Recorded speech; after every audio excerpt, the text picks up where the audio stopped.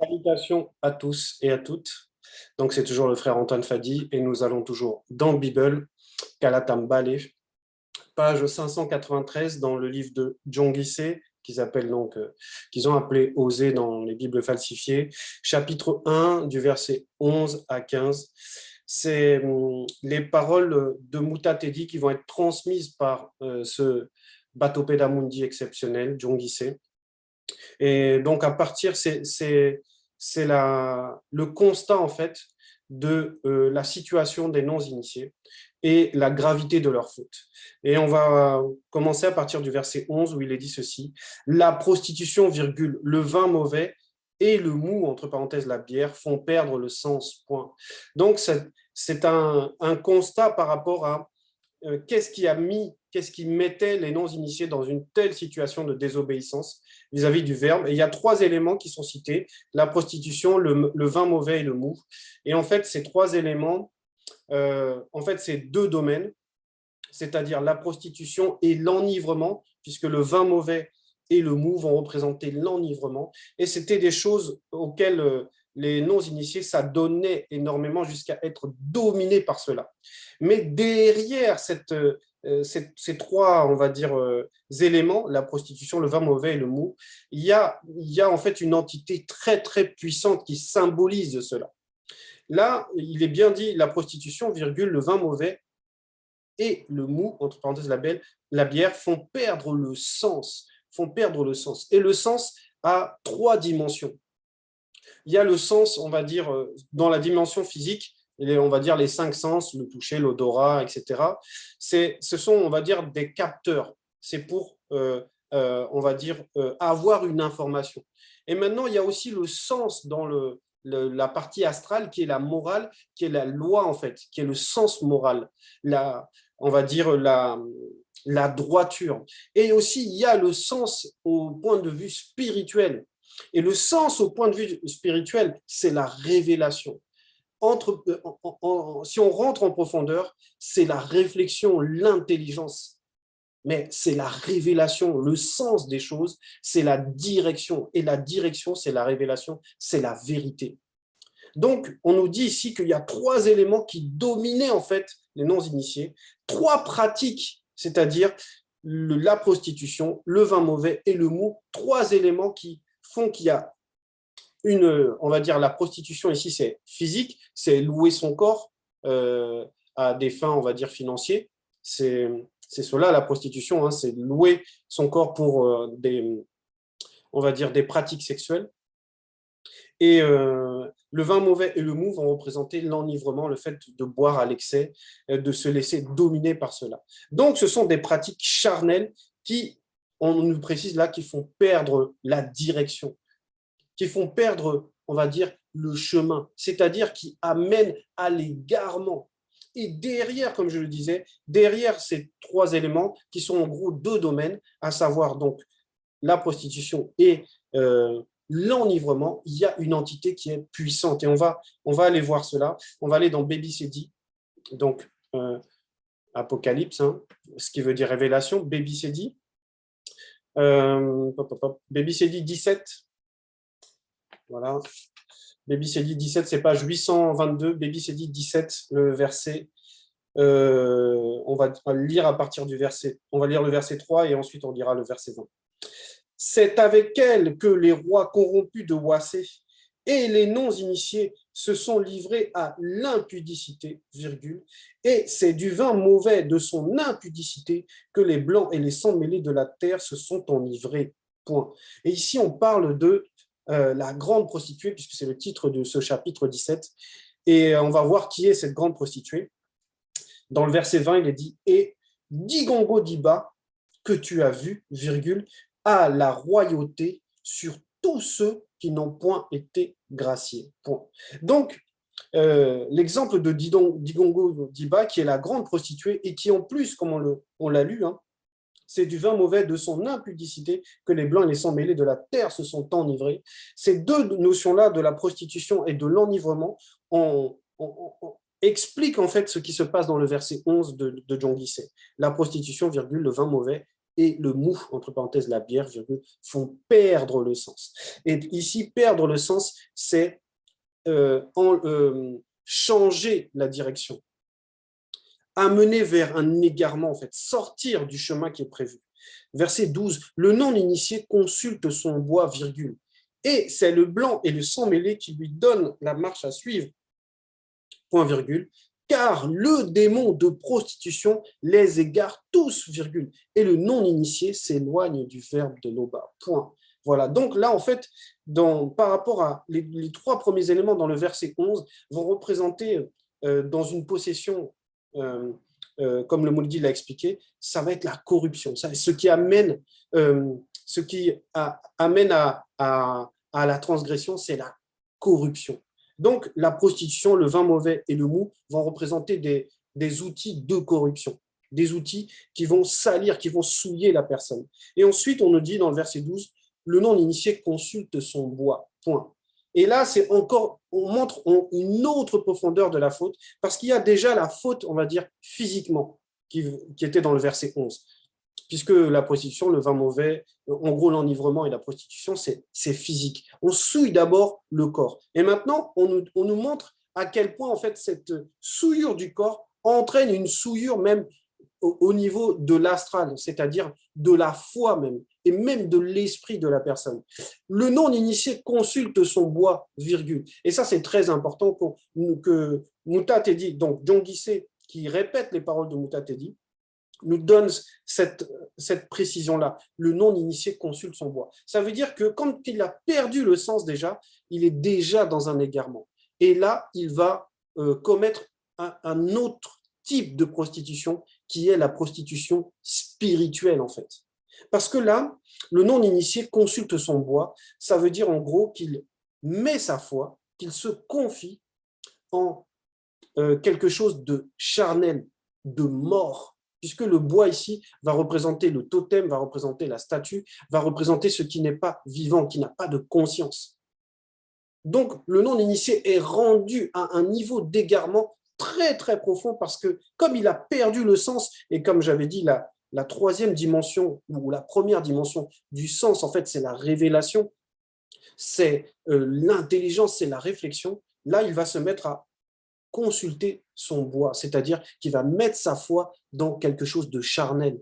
Et quand on met sa foi dans du charnel, c'est là qu'on est idolâtre, c'est là qu'on est dans une prostitution spirituelle, parce qu'au lieu d'adorer le Créateur, on adore la créature. Au lieu de consulter le spirituel, on consulte le charnel.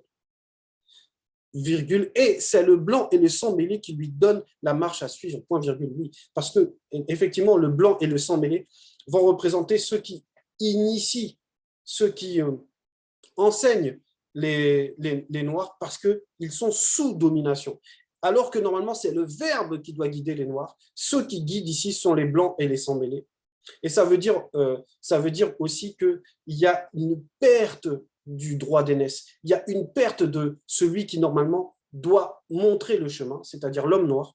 Il y a une perte de son autorité, il y a une perte de sa domination naturelle en tant qu'aîné. Voilà ce que ça représente. Et ensuite, on nous dit, donc, c'est le blanc et le sang mêlé qui lui donnent la marche à suivre, point virgule, car le démon de prostitution les égare tous, virgule, et le non-initié s'éloigne du verbe. Oui.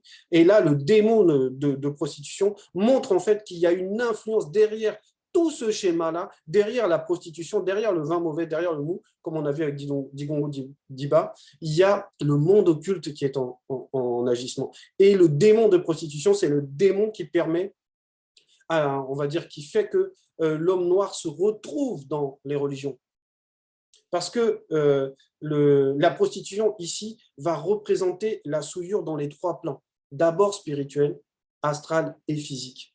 Parce que le fait de consulter le bois, c'est d'être déjà dans une idolâtrie complètement charnelle, donc dans le système des religions, et de ne pas être dans la vérité, parce qu'on ne consulte pas de statut, on ne consulte pas ce qui n'est pas, on va dire, qui n'est pas animé, et en plus, même si c'était animé, comme par exemple, ils vont mettre leur foi en ce Jésus, où on sait derrière, c'est le démon Mitélé.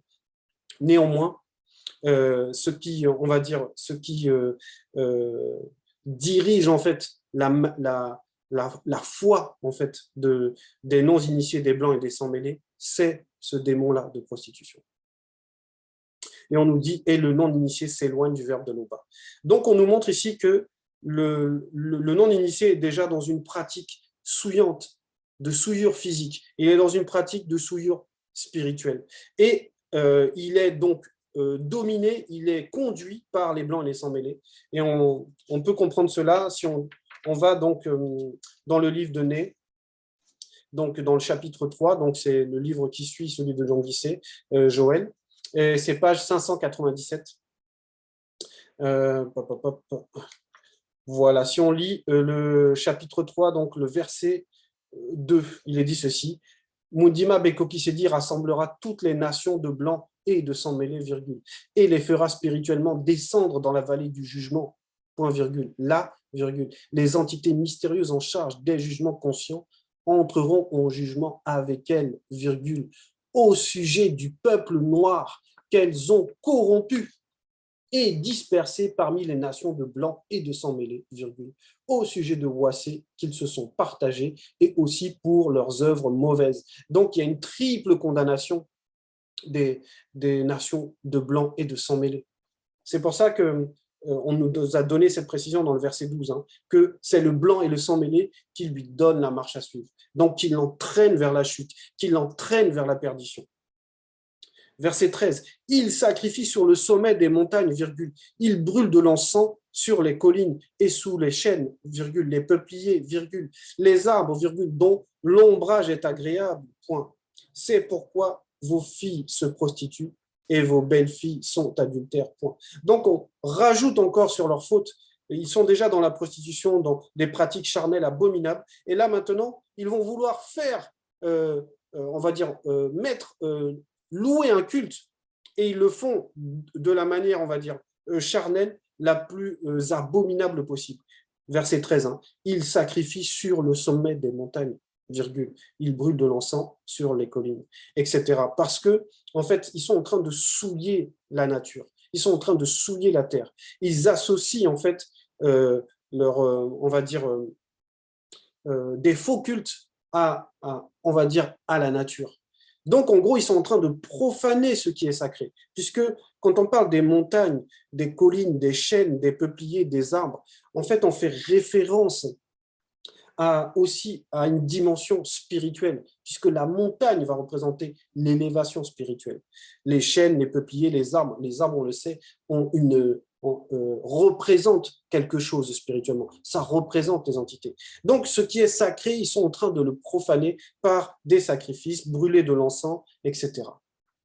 Et donc, dans la suite, c'est pourquoi vos filles se prostituent et vos belles-filles sont adultères. Point. Ça veut dire que parce qu'ils souillent ce qui est des symboles sacrés, on va dire, on va aussi, ce qui est sacré pour eux va aussi être souillé, c'est-à-dire leurs filles, leur descendance. Ce qui a de l'importance pour eux, ce qui est, on va dire, précieux pour eux va aussi être souillé. C'est pour ça qu'on nous dit, c'est pourquoi vos filles se prostituent, virgule, et vos belles-filles sont adultères. Point. Verset 14, à peine ont-ils cessé de boire qu'ils se livrent à la prostitution, point virgule, leurs chefs sont avides d'ignominie, point. Donc là, c'est faute sur faute en fait. À peine ont-ils cessé de boire qu'ils se livrent à la prostitution, ça veut dire qu'ils courent vers le mal. Ça veut dire qu'ils sont possédés intellectuellement, moralement, spirituellement, ils ne pensent qu'à faire le mal. C'est pour ça que quand ils finissent quelque chose de mauvais, ils vont encore rajouter autre chose de mauvais. À peine ont-ils cessé de boire qu'ils se livrent à la prostitution. Donc, à gauche ou à droite, c'est toujours le péché, c'est toujours la désobéissance. Leurs chefs sont avides d'ignominie, oui, parce que ils sont dirigés, et déjà dans la direction, on va dire dans ceux qui dirigent, ceux qui ont du pouvoir, il y a déjà ces déviances. Verset 15, l'une des entités ailées les châtiera spirituellement de ses ailes, virgule. Ils auront honte de leur sacrifice, point. Donc, ça veut dire qu'il y a déjà, à cause de tous ces événements, les entités agissent, mais pas on va dire,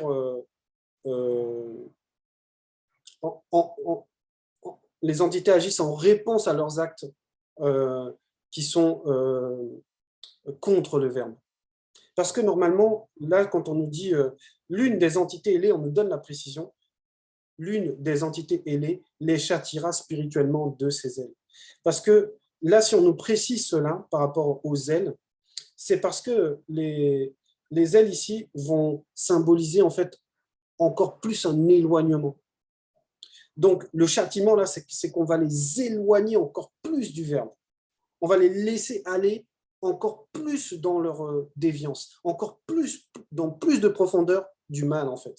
Et ils auront honte de leur sacrifice. Parce que, normalement, les entités, on va dire, ailées, vont représenter, normalement, ceux qui volent au secours. Mais là, ça va représenter le contraire, en fait. Ça veut dire qu'on va éloigner ces gens qui ont une mauvaise conduite. Donc, ce passage-là de Jean Guisset montre, et c'est quelque chose qu'on vit même actuellement, on retrouve cela actuellement, la corruption par la prostitution, c'est-à-dire le fait de vendre son corps, d'être dans des plaisirs charnels abominables, interdits, de la luxure, le vin mauvais, l'enivrement, ce sont des choses qu'on retrouve énormément à Ouassé. Et on voit dans quelle situation les non-initiés à Ouassé sont. Ils sont livrés complètement à ces abominations. Et c'est pour ça que les fausses églises, les temples, les mosquées, ça pullule à Ouassé, ça pullule. Parce qu'il y a déjà une corruption du point de vue de la chair. Et le monde occulte cherche à atteindre nos 3 portes. Voilà, c'était le message. L'Oba est toujours glorifié.